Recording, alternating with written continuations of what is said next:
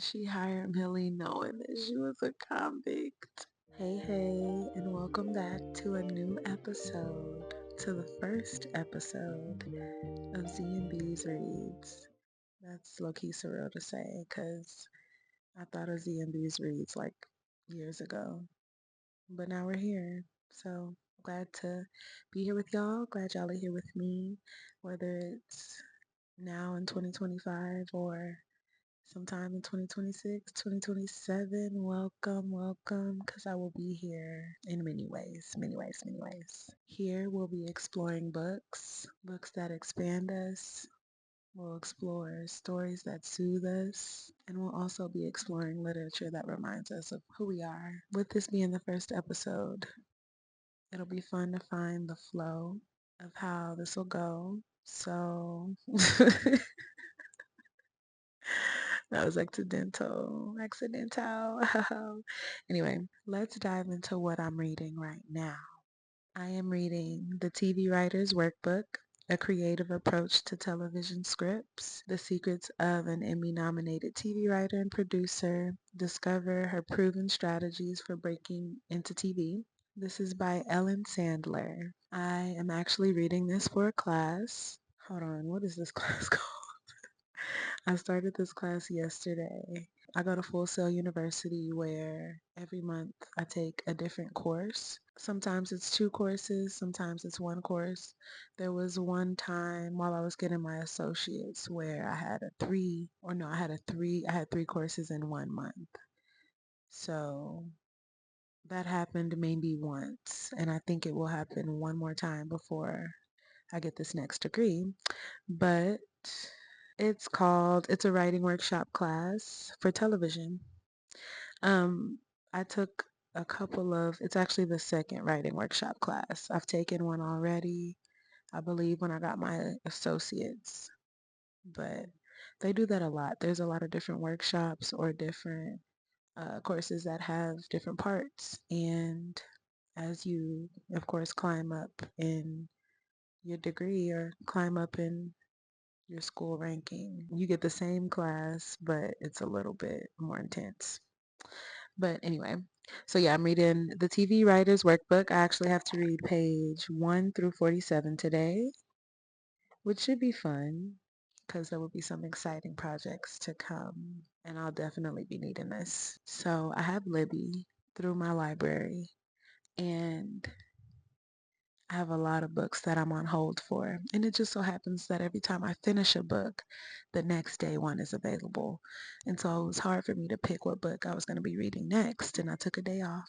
And then today, True Believer by Nicholas Sparks was available. Now, I only got this book recently because I had the book I think it's called At First Sight. It's called At First Sight, and I didn't realize it was a part of a series. I keep starting these series, and I don't know when or how I will be finishing them all, but they will be finished. So this is another one that I'm starting. It's True Believer. Jeremy Marsh must make a difficult choice. Return to the life he knows or do something he's never done before and take a giant leap of faith. Oh my gosh, I had no idea what this was going to be about. How cute is that? How cute is that? You know, I didn't know that I was into romances, or maybe I'm just now truly becoming a romance novel lover. Before I was more into like the action-packed mysteries. I hadn't really just delved into the realms of romance, but I love it. Can't wait to see what Jeremy does if he chooses Lexi. Oh my goodness. And then this last book is actually a book I'm reading for a book club that I'm in. It's called The Very Secret Society of Irregular Witches, and it's by Sangu Mandana. The book club that I'm in is called For the Twist or Here for the Plot. Ooh, not For the Twist. It's called Here for the Plot, and it's actually ran by a family friend of mine. It's a warm and uplifting novel about an isolated witch whose opportunity to embrace a quirky new family and a new love changes the course of her life. She's looking for community. Oh, Mika Moon. I just love that name too. Mika Moon. She's from Britain. So she's British. Does that sound British or is that something else? I am on chapter 2 of this book. I was supposed to start it. This was our November book, so it is currently November 25th, and I am just starting this book as of yesterday. But it will be done. These will be the books that I'm reading for the next few days, few weeks. The book that I'll be reviewing today is The Housemaid by Freida McFadden. This book, I have a lot to say about this book and about this author. First of all, this was my first Frida book. I did start The Inmate sometime last year. I joined a book club and it was the book that we were reading, but I was not able to finish. So I don't want to count that book. I don't even think I made it halfway through. But this Housemaid book I was super excited about and actually thought it came out recently because I was hearing about it so much. But turns out it was made in, or it was published in 2022. And I was super excited. It had also just become available on Libby. So it was my turn to read it. And I thoroughly enjoyed this book. I will say, once I started it, it was constant. I was able to finish it pretty quickly. Now, I did not know that the girlies were beefing with Miss McFadden because of her writing style. After I read this, I went on a deep dive and they were basically all saying that her writing is basic. That's what they were saying. And I mean, I can see why they say that. Something will occur in the story, and as it's occurring, she's also telling you that it's occurring. And after it occurred, she tells you what just occurred, if that makes any sense. So she doesn't leave any room for imagination or for you to kind of ponder on what it could have looked like or what could possibly be happening. She tells you blatantly what's happening. And I mean, I like the straightforward approach. And I will say I'm not always reading Frida, so it's not a style I'll get tired of because I'm not reading her every day, all day. There's other authors to experience, but I experienced this book and am excited to experience the second book. I believe it's called The Housemaid Secrets or something like that. And then there's a third book, but I think there's actually 4 books. Every day I clean the Winchesters' beautiful house top to bottom. I pick up their daughter from school and I cook a delicious meal for the whole family before heading up to eat alone in my tiny room on the top floor. I try to ignore how Nina makes a mess just to watch me clean it up and how she tells strange lies about her own daughter and how her husband, Andrew, seems more broken every day. But as I look into Andrew's handsome brown eyes, so full of pain, it's hard not to imagine what it would be like to live Nina's life. The walk-in closet, the fancy car, the perfect husband. I try on one of Nina's pristine white dresses once, just to see what it's like. But she soon finds out. And by the time I realize my attic bedroom door only locks from the outside, it is far too late. But I assure myself, the Winchesters don't know exactly who I am. They don't know what I'm capable of. Spoiler alert. They do indeed know, honey. They do indeed know. Now, Andrew might not have known, but Miss Nina knew. She knew the whole time. Before we get into this, let me tell you guys a few fun facts about Miss Freida McFadden.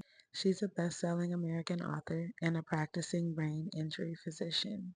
She was born on May 1st, 1980. Hey, hey, Miss Taurus like I, in New York City, grew up in Manhattan, and went on to study at Harvard University. Her first book was entitled The Devil Wears Scrubs in 2013. Her breakthrough came with this book, The Housemaid, in 2022. She writes under a pseudonym to separate her medical career from her writing life. She lives outside of Boston with her husband, two kids, a cat, and is known to keep a relatively private life. I love that for her, and honestly, would love that for me too. Outside of the city, my little humble abode with my lover, animals, kids, and privacy. You know what I let you know, you know? The first thing to really pull me into the book was the fact that the prologue kicks it off and immediately drags me by my collar into the story. I'm not gonna lie. She's talking about leaving the house in handcuffs, and I'm just like, what happened? Why are you gonna leave the house in handcuffs? And why are you talking about this room upstairs and there being a terrible scene and you seem so nonchalant about it? And who are you?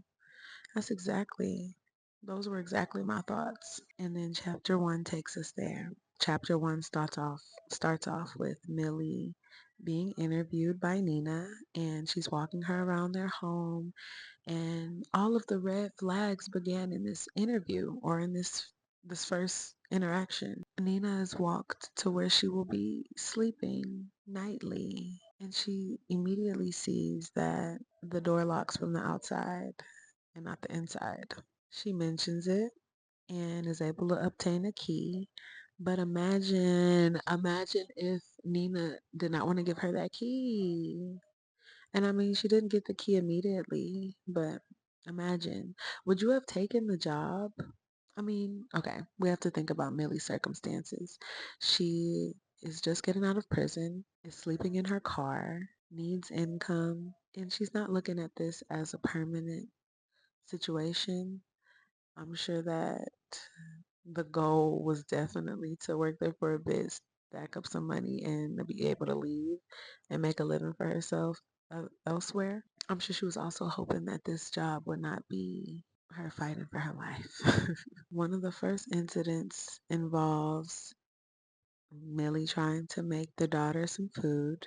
What is the daughter's name? Cecilia? She's making Cece some food, and she's making her a sandwich. And she wants to make her a peanut butter and jelly sandwich. But Cecilia is telling her, I'm allergic to peanut butter. And Millie is like, your mom didn't tell me that. Are you sure? And there were already instances where Cecilia was showing that she didn't favor Millie at all. So with her not favoring Millie, Millie thought she was gonna have to push Cecilia a bit. Nina comes into the room. Cecilia starts explaining how Millie is trying to give her a peanut butter and jelly sandwich. And then of course Nina is like, I told you she's allergic. And then Millie is like, no you didn't. And then Cecilia is playing Woe Was Me. This is like her first warning. This is Millie's first warning. She's gonna have to find a new job soon if she does anything like that again. There's also an instance where Nina calls Millie and is saying, I need you to go pick up Cece from school. I'm running late. And she had only 15 minutes to get to the school. She didn't know where the school was or anything. She gets there, figures it out, is waiting for Cece to come out. And when she comes out, Cece's like, I have dance. I'm not leaving with you. I always leave with my friend's mom. And Millie's like, no, your mom specifically told me to come get you. You're leaving with me. And of course, Cece's like, no, I'm not. And then the friend's mom comes and is like, we do this every week. Look, I know you're new here, but she's leaving with me. And Nina is called and she basically tells the lady, yeah, she's tripping. I don't know why she thought she had to come pick her up. Like, it was actually kind of sick. I was enraged myself. Like, girl, what you finna do? This lady is playing in your face. But she ate it. She sure did. She ate it. Nina also gave Millie a bunch of clothes that she was going to give away. And Millie doesn't really touch the clothes until this one evening. But we're not going to go there yet. Now let's go to Andrew. Andrew is not a very frequent character in the very beginning. He's in and out. Um, but he slowly starts to come around a little more. And when he does, it's pleasant. He's making up for where Nina is kind of draining Millie. He is helping her figure out what Cece likes. He is kind of training her in a sense. And apologizing for Nina, making Millie feel comfortable in their unfortunate situation with Nina. Millie is also trying to wrap her head around the fact that Andrew is so down to earth and Nina is so not. Like, she's also learning that Nina is on medicine, different kinds of medicines. So she's trying to have grace for her and she's trying to understand where Andrew is getting his grace from. Nina is also talking about them potentially having another baby or like trying for another baby. And they haven't been successful, but she is like manifesting this baby. There's a night where Andrew wants to do something nice for her. They've gone to a doctor's appointment and it didn't go well. So he wanted to make up for her, make up for it, take her out to a show that she really wanted to see, have her stay a night in their favorite hotel, wine and dine her for the night, staycation, and then come on back to the house the next day. Andrew specifically told Millie to ask Nina for a date that would work for her. Nina gave Millie a date, and it was a date that couldn't work. So Millie sets it up, buys the tickets, books the room, sets the reservations, all of that, just for Nina to go in on Millie about making it the only day she is actually not available.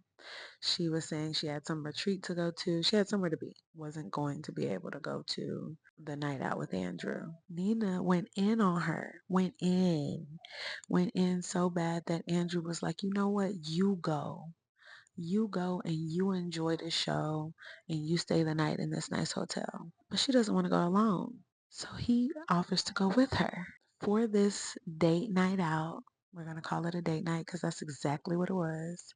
She wore one of Nina's old dresses that she gave her in the donation pile.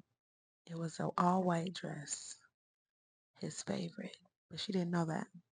She just so happened to put an all white dress on. They go out. She's noticing that he's looking at her different. One thing led to another. I believe after the show and dinner, he wanted to go back. They ended up going back to the hotel and staying the night together. It was magic apparently, and they had to go back home the next day and act like nothing happened. And that's what they did. That's exactly what they did. But guess what Nina did? Nina said she was calling the house all night wondering why nobody was answering. She also texted Millie while she was out at the show saying not to forget to put the garbage out. Now, Millie has never forgotten to put the garbage out, but she did that night because she didn't go back home because she was staying the night with Andrew. The next day, Nina comes home and she's questioning them about not answering the house phone. And she didn't notice the trash. They handled that. Mr. Enzo handled it. Enzo is the landscaper from outside that happens to be there every single day like clockwork, even though no one truly needs to be in a garden every single day for hours. Anyway, so Enzo handled that. Nina gets a whiff of what's going on. She also mentioned whenever she came back from her retreat, Millie is a convict, and she mentions this in front of Andrew. So now Andrew knows, oh, Millie, he was in prison after they didn't have an amazing night together. So that was her way of sabotaging that.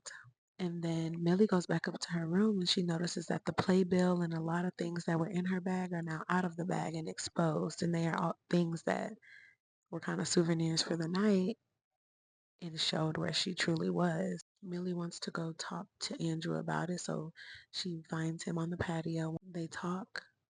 She apologizes. He kisses her. She goes back into the house, and that is where all of this chaos with Nina starts happening. Nina is lurking in the shadows in the house. They have a quick discussion where she's kind of interrogating her, and she's also wondering where Andrew is. Eventually, she goes and she grabs all of the clothes that Millie had from the donation pile that she gave her, and she is accusing her of stealing it.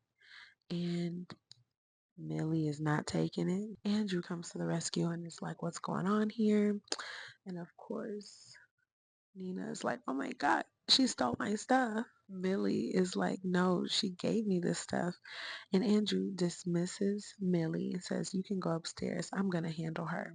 Millie goes upstairs and of course, instead of going into her room, she's lurking. She's lurking and listening, eavesdropping. And Andrew is telling Nina off and kicking her out.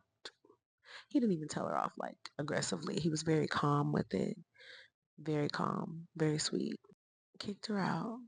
Millie is of course seen in the process and asks if Nina needs help, which I love. That was her little get back. Like, you need help packing? Because I'm sleeping in your bed tonight. Nina leaves. Millie is left there with Andrew. They are taking it all in. And then they start playing house. He does not want her to be the housemaid anymore. She is now the housewife. It lasts only not it only literally lasted a day or two, really a day.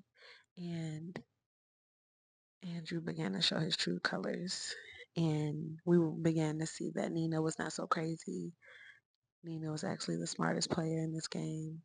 Millie is slowly realizing after Nina's departure that she has her location. Nina has Millie's location. She's been tracking her. She still has access to the house and is able to get in. So when Andrew's not there, she does not feel safe. The house still reminds her of Nina. It's not just Andrew's house. It's still Andrew and Nina's house. So she tries to take the house back. She cleans it up, tries to even change the aroma inside. And then Andrew comes home and sees that a pile of his books are on the table. And he asks her, "You been reading?" And she's like, "Yeah, I tried. Like, I tried to read, but I couldn't really focus on the books." And they have an amazing night. They actually have an amazing night inside of the attic where she used to sleep, where the door locked from the outside. Instead of the guest room or instead of the master bedroom, they went all the way upstairs. She wakes up in the middle of the night like, ooh wee, goes to search for him in the house and realizes she is locked inside. And that is when the perspective changes to Nina, and it took me out because I was ready to understand why she was just not being locked in there. One, because I was expecting her to be locked in that room many other times, especially times where she thought she was locked in and it just so happened to be stuck, quote unquote. But it changes to Nina and it goes through their whole backstory, how they met, they started dating. He one day was just like, "You can come live with me. You and your daughter can come live with me. I'll take care of y'all." Um, and right before they were about to get married, anytime she did something that he didn't like, so the moment she does something like let her roots grow out, she's locked in that attic. 100 strands. He made her pull 100 strands out of her head. That was crazy. She eventually married him. After that first incident where he got her locked in the room, he had her put into a psych ward where they gave her medication and she was proven crazy. He was able to get legal documents showing that she was mentally ill. And if anything were to happen to him, the home, or anything, it would fall on her. There was a time where she confided in Enzo, the landscaper, and she told him everything. This landscaper is Italian. He does not know, he does, quote unquote, does not know English. He is not able to understand anything that they tell him. I don't even understand how he was able to do the work without fully knowing English, but he made the house look nice, apparently, and was able to fool Andrew into thinking that he couldn't speak or understand good English. But one day she confided in him saying, "My husband locks me in the attic. He abuses me. He tortures me."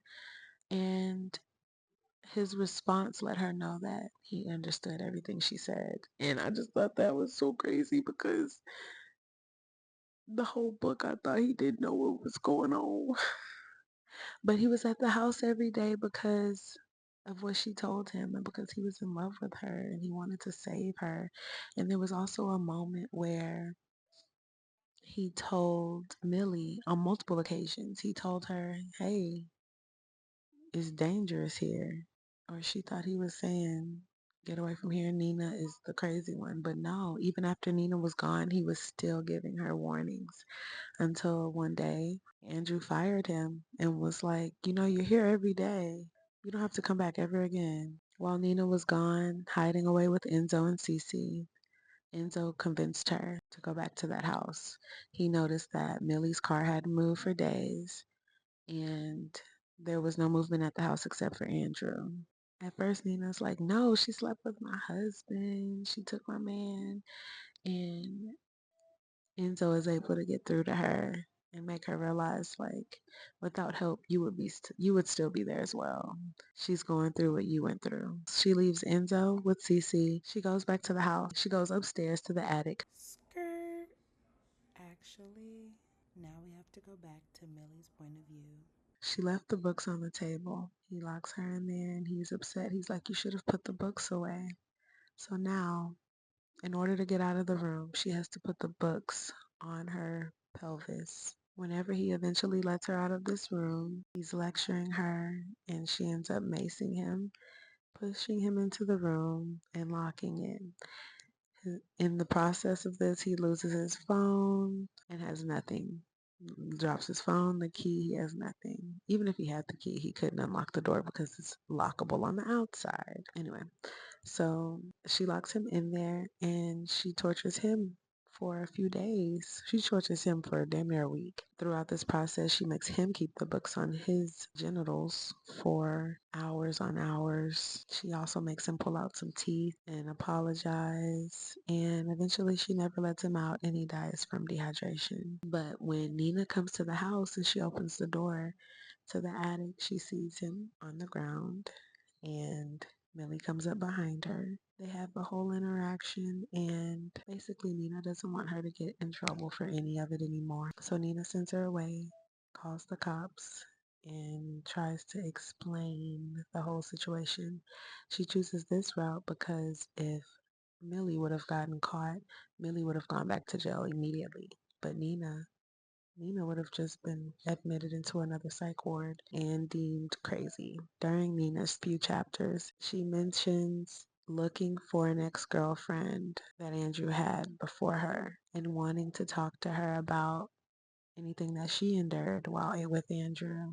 And she isn't able to find her. But the detective who is on the case and comes to investigate her 911 call is the one to know his ex from before her. And it happens to be the ex's father.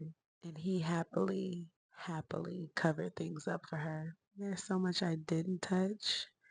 But man, I just knew it was gonna be Nina up there at the beginning of the book with the prologue. I thought it was gonna be Nina upstairs, laid out, bloody homicide. But no, it was Andrew. So a big thing that I noticed were the power dynamics. The Winchesters appeared to have a lot of power over Millie when it came to money. And even as far as the grandparents, all behaviors are learned. Andrew learned those behaviors from somewhere. Someone was punishing him. And it turns out the last scene is his mother describing the scene or the state that he was found in and somehow blaming him and saying he lost all those teeth right before his death because he didn't treat his teeth well. He had to learn a lesson. And every time he locked Nina or Millie in that room, that is exactly what he said. You have to learn a lesson. His mom's last words about him were that he needed to learn a lesson, and that is why that happened to him. Basically insinuating, I know you killed him and you taught him a lesson. Good job. Like, I know he was doing this to you, but you got your get back. Good job. I'm not gonna ask no questions. That's exactly what it was given. So the power dynamics with the Winchesters as a whole, Andrew Winchester and then his mother, also learning that they had a tight relationship with the police department and people in the police department. Everyone in that house was hiding something. Enzo was hiding that he could speak English. Nina was hiding her true motives for treating Millie the way she was treating her and for even having Millie in the first place, hiring her. Andrew is a psychopath. And poor Cece don't even know who she is for real. There's also lots of gaslighting, manipulation, tension, and mental games that are played in this book. And I definitely think that helped with the storytelling and helped with me wanting to be engaged as much as I was. What would you have done differently? Would you have exited the story as soon as you interviewed and learned that your room locked from the outside? Would you have left after the peanut butter incident? Would you have left after the picking her up from school incident? Would you have left after she humiliated you in front of Andrew? Would you have smacked her on her way out the door after he kicked her out? What are some things that you would have done? Would you have engaged with Andrew? Would you have fallen into that trap? I low-key think, and this is just me being real, if I'm fresh out of prison and I'm being treated like a peasant by my boss and her husband is eyeing me, feeling neglected and wanting to take care of me, I probably would have fell for it too. I'm not gonna lie. I would have been with Millie. But I don't know that I wouldn't have been locked up in that attic at least once. And I mean that's all it took for Millie to be locked up there once and be able to turn things around. But imagine, what would you do if you were locked up in that attic? You're in that attic with a pail. The window is sealed shut with paint. It's painted shut. The door is locked from the outside. There's a camera in there watching you. He is making you put books on your pelvis for 3 hours. You did it. You have to potty in a pail. He gave you 3 bottles of water, 3 little bottles of water, and you've been in there for at least a day and a half. A day in itself, and 3 bottles of water, no food is crazy. So imagine he was leaving them in there days at a time and expecting them to stretch that water, no food. If you were in that situation, say you were locked up, would you have, when you got out, say Nina left you that pepper spray, you use it, would you have just left? Would you, I don't even think she could leave.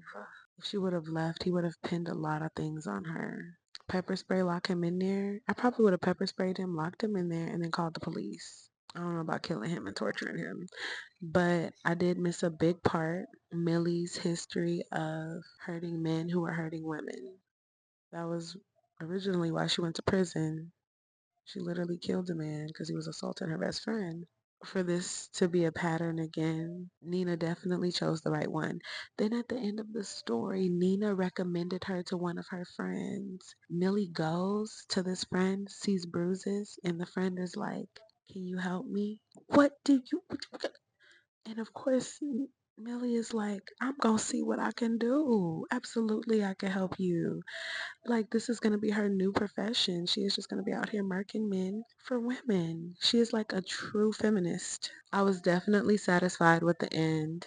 I would have been so sad if it only ended where it began, which is with them investigating the room and figuring out what happened, why it happened. I'm definitely reading book 2. My overall rating on the scale to 10, I will give it a 8 point, 8.9.